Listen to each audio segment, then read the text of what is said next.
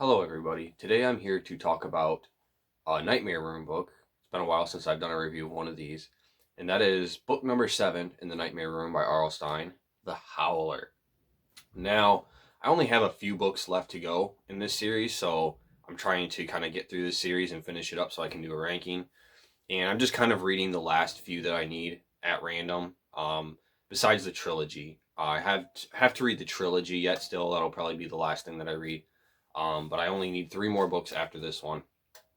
So yeah, I just kind of pulled this one out at random. I didn't really know anything about it. And The Howler. What is this one about?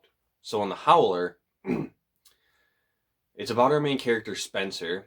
The first couple chapters take place in the past. He's out ice skating with his friends on this frozen lake. And this is not a spoiler, by the way. This all happens within the first couple of chapters. It's just sort of telling about past events. Spencer is out ice skating, and basically the ice breaks. There's a big crack. Him and his friend go under. Well, first his friend goes under, and then Spencer tries to save him, and his friend drowns. I'll just be blunt. That's what happened. His friend drowns. Spencer tries to save him. He can't save him. He almost drowns himself. And the last thing he remembers is waking up and there being police and firefighters around.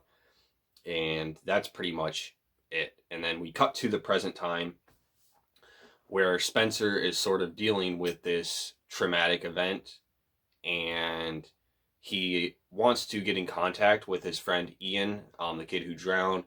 He wants to contact his ghost, and there are some hints that he's dealing with PTSD from this. And that's pretty much the beginning of this story. And again, there's no spoilers there. It all happens within the first few chapters. And I will just say that I was very engaged with the beginning of the story. I was not expecting it to be so dark. It was very tragic beginning and setup. Reminded me a little bit of Jekyll and Hyde. Even though it's very different in what happens, it has that same sort of tragedy to it, and just sense of sadness and gloom. And I was just really enjoying it because of how unexpected it was and how dark it was. It's not something we see very often in these types of books. Of course, with these Nightmare Room books, R.L. Stine, I think, does tend to go a little bit further than he did in Goosebumps. There's some more mature themes in these, and this one as well. So after these first few chapters, Spencer goes to this shop and buys this device called the Howler. And the shopkeeper tells him that the Howler is supposed to allow him to come into contact with ghosts, kind of.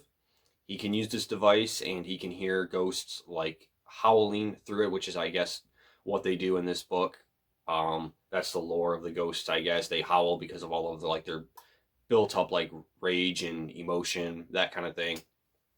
And then he can also push a button on this device, which allows him to communicate with the dead. And so he buys this device because he's desperate to contact his friend Ian. So he buys it. He can't really get it to work. He thinks he gets it to work. There's some fake out scares. Spencer has this older brother named Nick, and Nick is a complete jerk. He's basically the bully character of the story. Sometimes I don't mind bully characters too much, or these characters that are just kind of there to be a jerk. Sometimes it just can add a little bit of realism to the story or whatever. But Nick in this story was just completely annoying. I did not care for him at all. It was too annoying. This time it really bothered me. So yeah, Nick is basically making fun of Spencer and constantly bullying him around and making fun of him for trying to contact the dead. And instead of helping him, Spencer is basically traumatized from this event, from his friend dying. And it's only a year in the future from when this happened. And yeah, Nick is just making fun of him the whole time, and it's just really brutal and relentless towards his brother, and it's kind of messed up. And it's not even in a funny or entertaining way. And that's not something that usually bothers me with these books again, but yeah, in this one I couldn't stand Nick, honestly. So Spencer is trying to contact his friend using this Howler device, or trying to contact any ghost really. And this is where the book starts to lose me a little bit. So during the middle of the book, we kind of shift focus away from what this book was setting up in like the first 30, 40 pages. We kind of forget about Ian a little bit. We start to learn about some possibility of some other ghosts, but it turns out to be, this isn't really a big spoiler either. This happens like before the halfway point, I think, or about the halfway point. There's some fake out scares. And this is where R.L. Stine starts to introduce some very familiar tropes that he's used in other Goosebumps books. Night of the Living Dummy, to be exact, and then also You Can't Scare Me. And his friends, Spencer has some friends in here, and they convince him to stop wasting his time with this device. You know, there's no such thing as real ghosts. They just tell him that sort of thing. And they kind of convince him, and he's like, yeah, you're right. And then one of his other friends convinces him, but you know what? We can use this Howler device to play a prank on one of our other friends that played a prank on you. So then he agrees to do that, and then they go and play a prank on their other friend with this device. And so the middle of this, it's just really weird. This book just kind of shifts focus away from all that was happening in the first like 30, 40 pages. And it turns into like You Can't Scare Me. It's what it really reminds me of, with these friends just sort of playing pranks and jokes on one another with this device, trying to convince each other that these ghosts are real. And we even get a scenario, a pretty specific scenario that's borrowed from You Can't Scare Me. And it's very predictable. If you've read that book, you'll know what I'm talking about. There's a certain situation that's directly borrowed from that book. And this is around the halfway mark, I believe. And this is where the book shifts focus once again. Again, it's a little bit predictable. There's some fake out scares prior to this that's supposed to fake you out as the reader to like get you comfortable. And then it turns out that, you know, maybe the ghosts are real after all. And I won't get into what happens after that too much. I don't want to give too much of the story away. But basically in the third act, it turns out that the ghosts might be real. And then from there, we just get a lot of wild and crazy just action and stuff that happens in regards to that.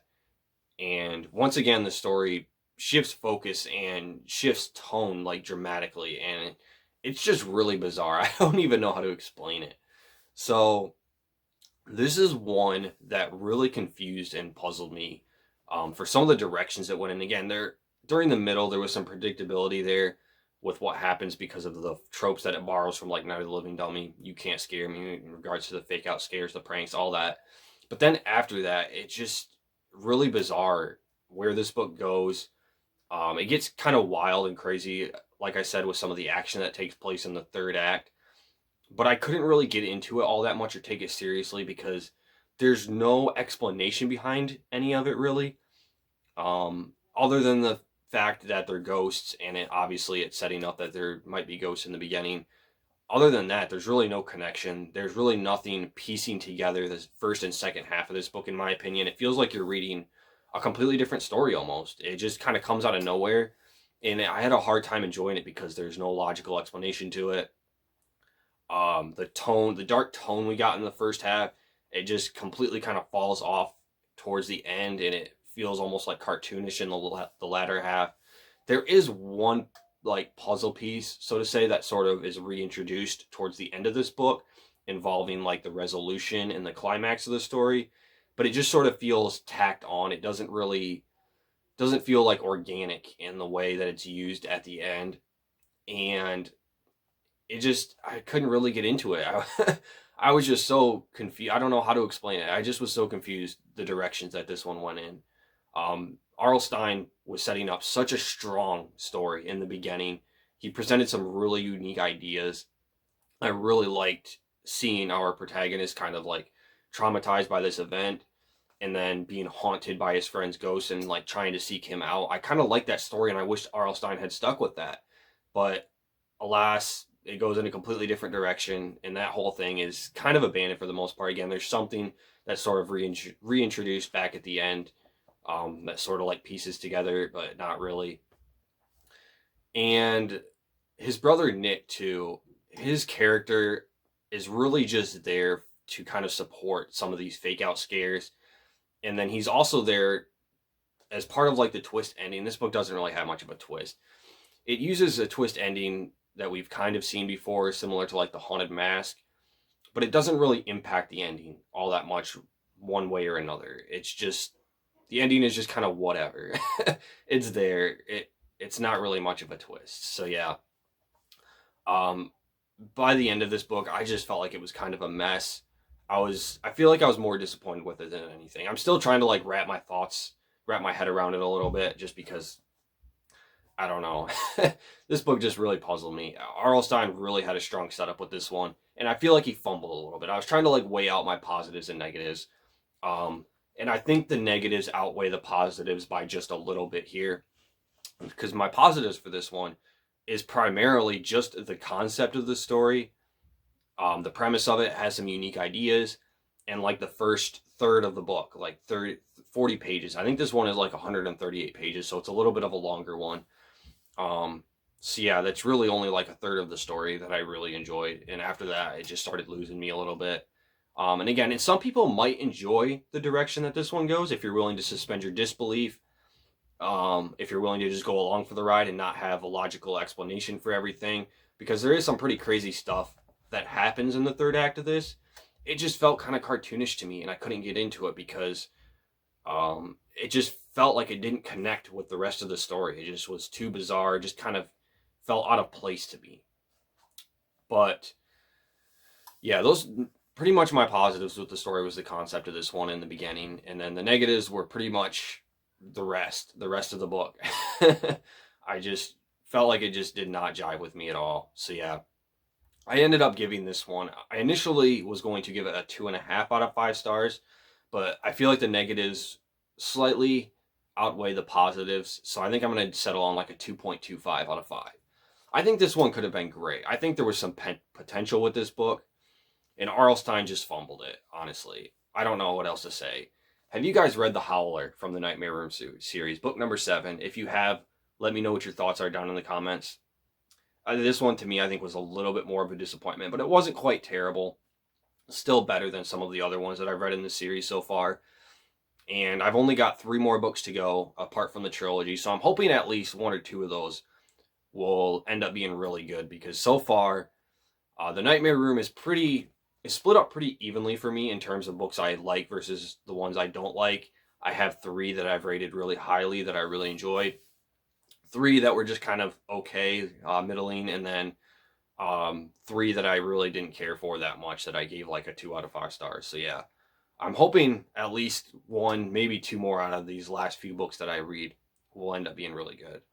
We'll see. I'll try to focus more on the Nightmare Room, and hopefully get a ranking of that out sometime soon. So yeah, that's all I have for today, guys. So thanks for watching.